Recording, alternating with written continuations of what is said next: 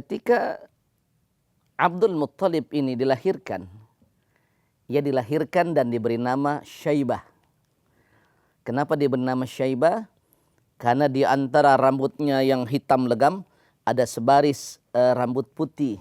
Unta adalah milikku yang kau curi, sedangkan Ka'bah milik Allah yang pasti Allah akan menjaganya. Kata-kata itu menggetarkan jiwa Abraha, dan sejarah Al-Quran membuktikan surah Al-Fil.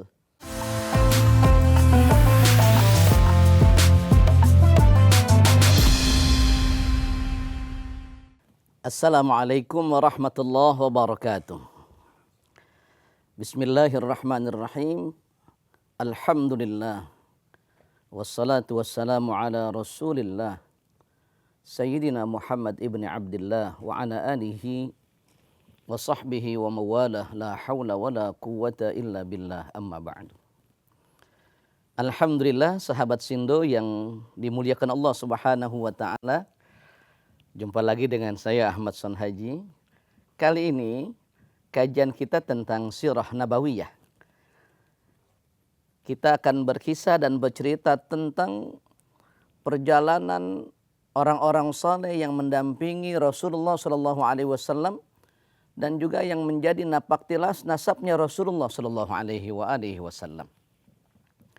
Untuk pertemuan jumpa kita kali ini, saya akan menyampaikan tentang kisah hebat seorang kakek Rasulullah SAW yang bernama Abdul Muttalib.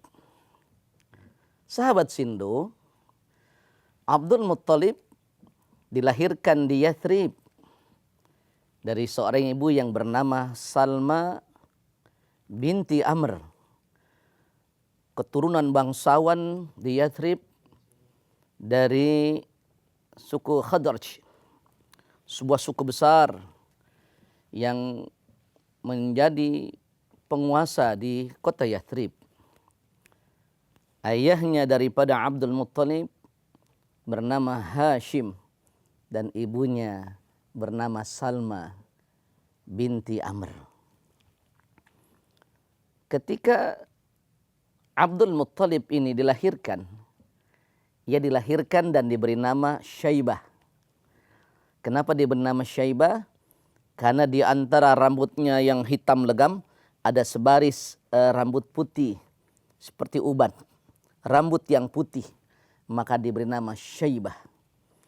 Kalau kita buka dalam kitab Barzanji yang dikarang oleh Syekh Ja'far al-Barzanji, ada satu kalimat Syaibatul Hamdi humidat khisaluhus saniyah.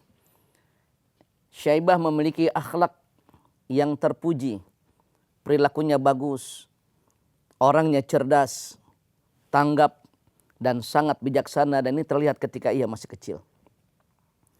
Ayahnya Hashim meninggal dunia ketika ia belum lahir, sehingga Syaibah ini diasuh oleh ibunya Salmah binti Amr sampai usia 8 tahun. Sebagai putra bangsawan di kota Yathrib, maka didikan dari seorang ibu yang luar biasa hebatnya membuat Syaibah menjadi seorang anak yang luar biasa tangkas, cerdas. Ketika Syaibah berumur 8 tahun, kakeknya, pamannya yang bernama Muttalib datang berkunjung ke Yathrib dari Mekah. Muttalib bin Hashim. Jadi berkunjung ke Mekah, ke Madinah, dan kemudian menyampaikan kepada saudaranya bahwa Syaibah akan dia bawa ke Mekah. Karena ketika itu Mekah menjadi sebuah kota kosmopolitan, tempat terjadi lalu lalang orang berbagai macam datang dari berbagai macam daerah, suku dan etnis. Terjadi akulturasi berbagai macam budaya di Mekah, sehingga pamannya Muttalib mengatakan kalau Syaibah ini dibawa ke Mekah, dia akan tumbuh menjadi seorang pemuda yang hebat. Ibunya keberatan, anak tercinta diminta dibawa ke Mekah. Namun paham bahwa Mekah adalah tempat dan garis keturunan suku Quraisy yang dahsyat, yang sangat terkenal saat itu. Ketika dibawa ke Mekah, Maka Syaibah ini dianggap oleh orang-orang Mekah, sahabat Sindu, seperti karena tidak dikenal. Jadi dianggap seperti budaknya Muttalib. Sehingga disebutlah dia dengan panggilan Abdul Muttalib, hamba sahayanya Muttalib. Padahal namanya Syaibah. Tetapi Syaibah tenang saja. Dia santai dengan panggilan tersebut. Kemana pamannya pergi dia ikutin untuk bisa belajar banyak tentang kehidupan masyarakat Mekah. Sampai pada akhirnya ia merasa nyaman dengan nama Abdul Muttalib. Dan sejak saat itu namanya dikenal dengan Abdul Muttalib.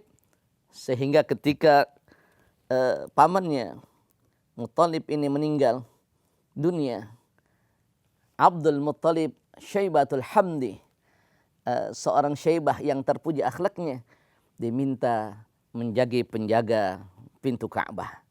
Ini sebuah kehormatan.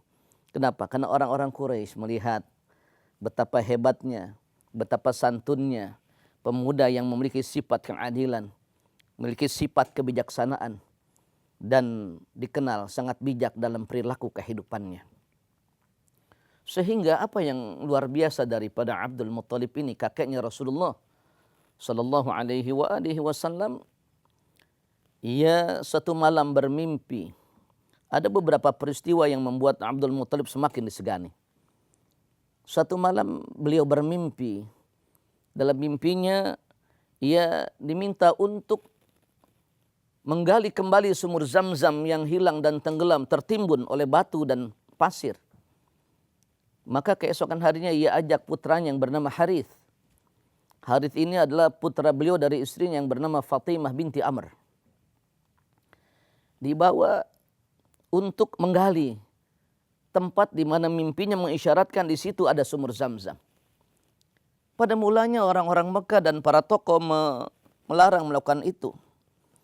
Namun tekad kuatnya sebagai seorang yang diamanatkan, mandatkan untuk menjaga Ka'bah, tetap dia lakukan. Dan subhanallah, sampai pada akhirnya ditemukanlah sumur Zam-Zam setelah lama tertimbun dan tenggelam.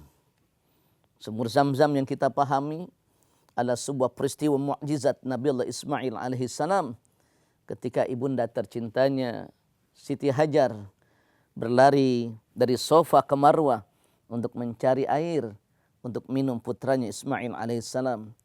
Dengan hentakan kakinya Nabi Ismail yang ketika itu masih kecil, maka keluarlah sumber air yang dahsyat, dan ibunya mengatakan, Zamzami, Zamzami, Zamzami, kumpul, sini kumpul. Dan sejak saat itu air itu dikenal dengan sumur Zam-Zam dan air Zam-Zam. Jadi ketika ia menemukan sumur Zam-Zam, Abdul Muttalib ini menjadi pelayan khadimul haram. Menjadi pelayan yang memberikan dengan tangannya bersama istrinya kepada semua jamaah, baik jamaah haji dan mereka yang berumrah saat itu. Ia memberi minum dengan tangannya dengan air Zam-Zam tersebut. Ya, dan sampai saat ini setiap jamaah yang datang untuk berziarah ke Ka'bah, melaksanakan ibadah haji dan ibadah umrah, mereka minum air Zam-Zam, bahkan bisa pulang membawa air Zam-Zam. Subhanallah, Abdul Muttalib lah yang pertama kali menemukan kembali sumur Zam-Zam yang tertimbun di tertutup karang dan batu juga pasir. Sahabat Sindo yang dimuliakan Allah Subhanahu wa taala, ada lagi yang membuat kagum masyarakat Mekah dan suku Quraisy dengan Abdul Muttalib. Syaibah bin Hashim ini adalah ketika Raja Abraha ia berkehendak ingin menghancurkan Ka'bah, membawa Ka'bah, memindahkan Ka'bah, dibawa ke negerinya.